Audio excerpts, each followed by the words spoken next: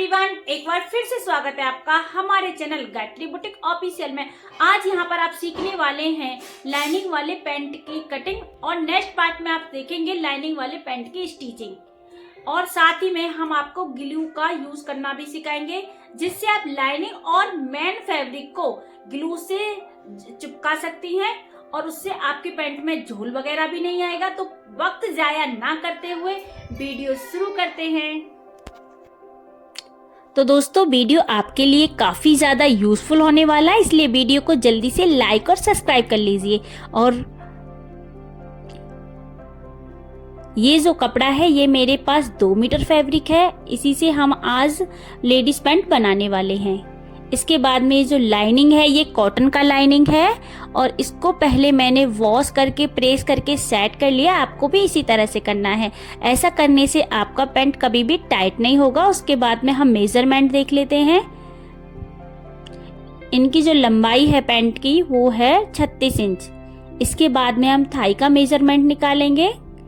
सबसे पहले हम इंच टेप को आसन के कोने से मिलाएंगे। इस तरह से खींच करके आराम से हम अपना मेजरमेंट निकाल लेंगे। इनकी थाई का जो मेजरमेंट आया है वो 13 इंच आया है। इसके बाद में हम बॉटम का मेजरमेंट देखेंगे। इनकी जो बॉटम का मेजरमेंट आया है वो आया है 6.5 इंच। हमें लेडीज पैंट बनाने के लिए बस ये 3 मार्किंग ही काफ़ी होती हैं, उसके से ही हम अपनी परफेक्ट पैंट बना सकते हैं। अगर आप बॉडी मेजरमेंट से पैंट बनाते हैं तो उससे भी इजी तरीक़ा से बन जाती है। और हम आने वाली वीडियो में आपको बॉडी मेजरमेंट लेना भी सिखाएंगे। इसके बाद में हम मार्किंग देख लेते हैं हमने किस तरह से की है। सबसे पहले हम देखेंगे कि हमने ये फोल्डिंग पार्ट कितना रखा है। ये हमने रखा है 3 इंच, जिससे कि हमारा आधा इंच बेल्ट के लिए यूज होगा और 2.5 इंच हमारा फोल्ड हो जाएगा। इसके बाद में हम लंबाई देखेंगे। इनकी जो फुल लंबाई आई है वो है 3 इंच रखा था यहाँ में हमने। इनकी लंबाई है 36 इंच। 1 इंच इसमें से हम माइनस करेंगे तो ये 35 इंच आई है। और फर्स्ट आसन जो रखा है वो 11 इंच पर रखा है हमने। ये 11 इंच पर आप आसन 36, 37, 38 इंच तक रख सकती हैं। इसके बाद में ये जो कमर है, कमर कितनी है? 38 इंच कमर है। तो 38 को 4 से डिवाइड करने पर 9.5 आया। तो यहाँ पर हम जो पहला मार्क करेंगे वो करेंगे 9.5 पर। और 1 इंच हम डार्ट प्लेट और 1.5 इंच लूजिंग का लेंगे। ये टोटल कितना बना हमारा? ये टोटल निकल के आया है 12 इंच। कितना आया है? 12 इंच। और ये 12 इंच हम अपने थाई पर निशान लगाएंगे ऐसे ही, और 1.5 इंच हम थाई पर लूजिंग देंगे। अब ये बिल्कुल परफेक्ट बैठेगी हमारी थाई, ना ही ज़्यादा टाइट होगी ना ही लूज होगी। इस तरह से स्कैल्प की हेल्प से हम सीधा निशान कर देंगे। आधा इंच लेकर के राउंड में गुलाई देंगे। आपको इसी तरह से अपने आसन की गुलाई देनी है, बहुत ज़्यादा गहरी गुलाई नहीं देनी। अब निकालेंगे हम बीच का पॉइंट। इंच टेप को डबल फोल्ड करके इस तरह से मैंने निशान लगाया। उसके बाद स्कैल्प की हेल्प से सीधी लाइन ड्रॉ कर ली। आपको बीच का सेंटर निकालना बहुत ज़्यादा ज़रूरी है, जिससे आपकी पैंट की परफेक्ट फिटिंग बैठेगी। इसके बाद में हम इसका बॉटम देखेंगे, हमने किस तरह से इनकी मोहरी का निशान लगाया है। एक बार फिर से मैं आपको समझा देती हूँ। कपड़े को ऊपर की तरफ फोल्ड करते हुए हम देखेंगे इनका मोहरी।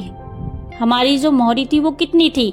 6.5 थी। तो हम 3.5 इंच इधर और 3.5 इंच इधर निशान लगा लेंगे। इसके बाद स्कैल्प की हेल्प से सभी निशानों को मिला देंगे।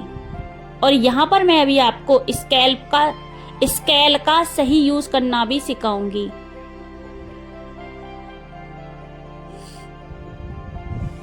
पहले मैंने स्केल को गहराई की तरफ से रखा था। इसके बाद पलट के बाहर की तरफ से इसका निशान लगाएंगे और ये थाई से हमारा कोना बन जाता है। इसी तरह से आपको स्केल को रखना है और इस मार्किंग कर देनी है। इससे क्या होगा, आपका ये जो कोना है ये एकदम सीधा हो जाएगा और परफेक्ट फिटिंग बैठेगी आपकी। इसके बाद में हम जो फर्स्ट आसन देख लेते हैं वो 11 इंच पर है हमारा। इसके बाद हम कटिंग करना शुरू करते हैं। हमारे जो फर्स्ट पार्ट की कटिंग हो गई है, इसके बाद हम बैक पार्ट की कटिंग करेंगे।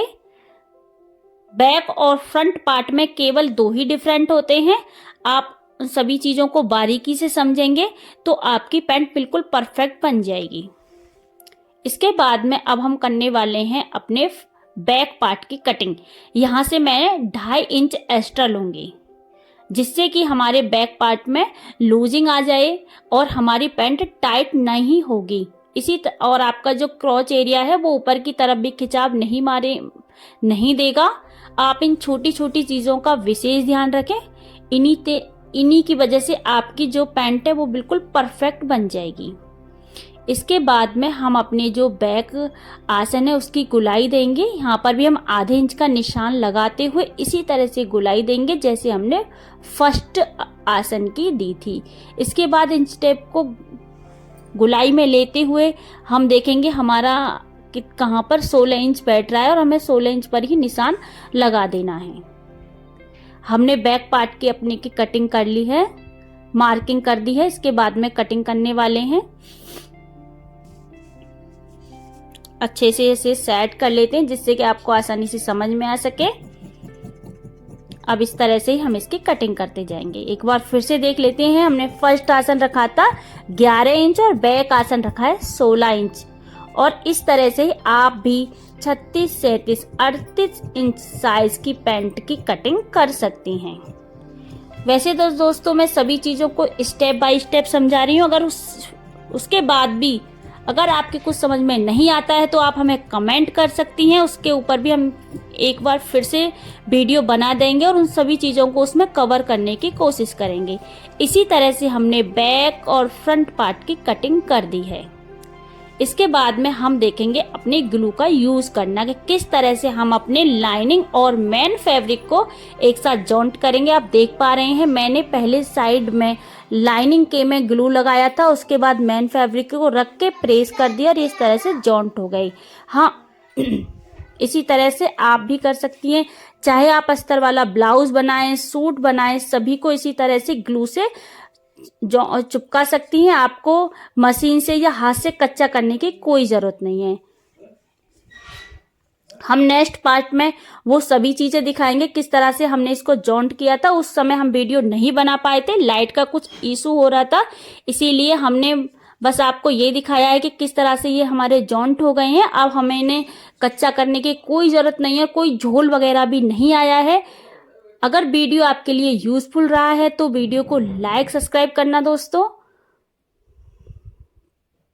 हम आपके लिए ऐसे मजेदार वीडियो लाते रहेंगे। उम्मीद करती हूँ कि वीडियो आपके लिए काफी ज्यादा यूजफुल रहा होगा। वीडियो आपको पसंद आया है तो लाइक सब्सक्राइब करना बिल्कुल ना भूलें। मिलते हैं नेक्स्ट वीडियो में, तब तक के लिए बाय बाय।